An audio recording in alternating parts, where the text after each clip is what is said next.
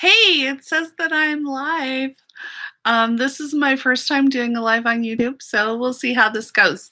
I didn't put on my purple shirt like I usually do for my videos because I'm in the middle of an infusion. See, I got my IV in my bag.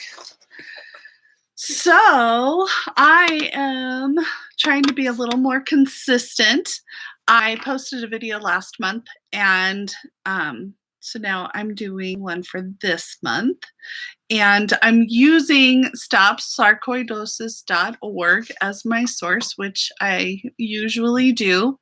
But this month I'm talking about the skin. I'm actually a little surprised. It seems like I haven't done a video about skin yet. Maybe I have and I forgot, but I just looked through the history and I don't see one. So first I'm going to tell you what it says on the website, and then I'm going to talk about my personal experience. And please feel free to ask me any questions, because I'm just doing this because I'm trying to help. I honestly, what I get out of it is community, knowing that I am not the only person in the world dealing with this. So skin sarcoidosis has been a big deal for me. I have dealt with it I was dealing with it for many years before it ever got diagnosed. Mine actually started on my shins, I think is the first place that I had it. Right now, I have it on my right knee and on my belly. So we'll talk about that more in a minute. So it says here that roughly a quarter of people with sarcoidosis will develop skin problems related to the disease. Often these skin problems can indicate the seriousness of the case of sarcoidosis. So I am not, I don't quite see that correlation yet, so maybe I need to study more, but let's see what we learned by reading this. I did read it through once, but usually it's better for me to read it multiple times. So the first one they talk about that is really, that I've heard the most about is erythema nodosum, which I may be saying that wrong, but it says it causes raised red and tender bumps to form on the skin, usually on the front of the legs. Nearby joints are often swollen and painful. Oh, okay, we'll come back to that. Erythema nodosum usually goes away on its own in 6 to 8 weeks, even without treatment. Often, the presence of erythema nodosum is a good sign, indicating the type of sarcoidosis that also goes away on its own after a few months or years. A few years, that's not so bad. Ugh, but being sick for a few years, that sucks. So yeah, we're going to come back to that because I feel like I've had a lot of experience with that one. But my sarcoidosis feels pretty severe to me. So yeah, I would disagree about that, indicating the severity. Another one is lupus pernio, which is an uncommon skin condition that causes hard, reddish, purplish bumps to form on the cheeks, nose, lips, and or ears. So I am grateful that I don't have that one. These bumps do not go away on their own and often come back when treatment is stopped. They are usually associated with chronic sarcoidosis. In some cases, the sores are disfiguring and can damage underlying cartilage and bone. Other bumps on or under the skin, rashes, sores, scaling, and or changes in old scars or tattoos that do not go away and are rarely painful or itchy.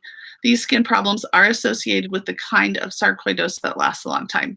So I apologize, I didn't put a distinction in between the two. The lupus pernio ended at can damage the underlying cartilage and bone. And then the last part didn't have a title. It just says that other bumps on or under the skin, rashes, sores, scaling, and changes in old scars or tattoos that don't go away and are rarely painful or itchy. These skin problems are associated with the kind of sarcoidosis that lasts a long time. So I do have those too. So I want to talk a moment about the lupus pernio. Even though I haven't experienced this, I do know that there are other people that have. I don't know that I've seen it on a Caucasian person. That doesn't mean it doesn't exist. It's just usually the people that I've seen it on have darker skin, so African American people. There was an episode of a show that I watched. I'll have to find it and put it in the comments. But there was a lady that it was so bad that it had disfigured her face. It had like removed. I mean, I know I'm not happy about my face being too fat, but after seeing what had happened to her, I was grateful for the fat in my face, because if you remove all the fat from a person's face, then they look more like a skeleton, which was what happened to her. But she got this really good plastic surgeon that and they put some sort of collagen back into her face, and so it filled it out a little bit, and she felt a lot prettier afterwards. And so it was really beautiful. I'll try to put a link for that, because I can't remember what the show was called, but it was really awesome. So I have a lot of weird, funky stuff on my skin. I'm noticing on my forearms that it's dry and scaly, and it actually looks strange. I do have dehydration from my neurological problems. I don't know if that's why, but people will often notice how dry my skin is. Like, it'll get flaky, especially on my feet and hands.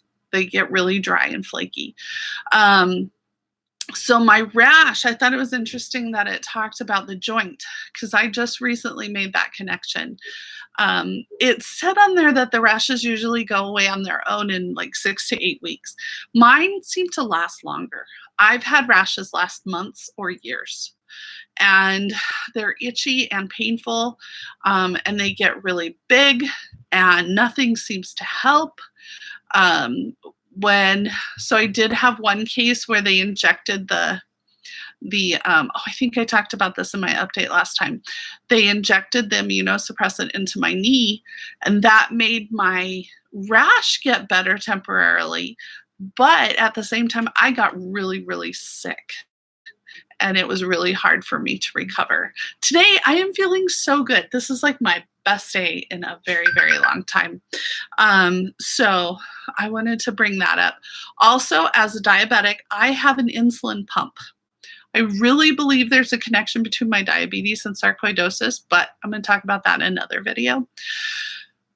The reason I'm bringing it up with my skin is because you have a little infusion set that attaches to your belly. And I actually called the company that makes it to ask if I could please attach it to anywhere else on my body, because my belly is so sensitive. And they said no. And so sometimes I have to remove it early because it's so painful for me. The infusion set irritates my skin and creates a sarcoidosis rash. And sometimes my belly is just completely covered with sarcoidosis rash. And it's not pleasant. I don't like that. Oh, I'm sorry. I jump all over the place because that's how my brain works. But with the knee, back to the knee, I have noticed that when my rash is really big, sometimes my knee, it's like there's inflammation inside of it. However, my husband has traditional knee injuries. He's had his meniscus repaired and stuff from playing football or whatever. And mine is different. My knee doesn't swell up as big as his does. It's just a sensation to me that it's inflamed. And I can feel like it will buckle, or the joint will pop. And yeah, so I've been experiencing a lot more knee pain in that knee. So I think that is all I have to say about skin sarcoidosis for today. I am going to, I want to try to keep this under 10 minutes, but I will pop back in soon. Hopefully the more better days I have, the more videos you're going to see. All right. You guys have a wonderful day. Bye.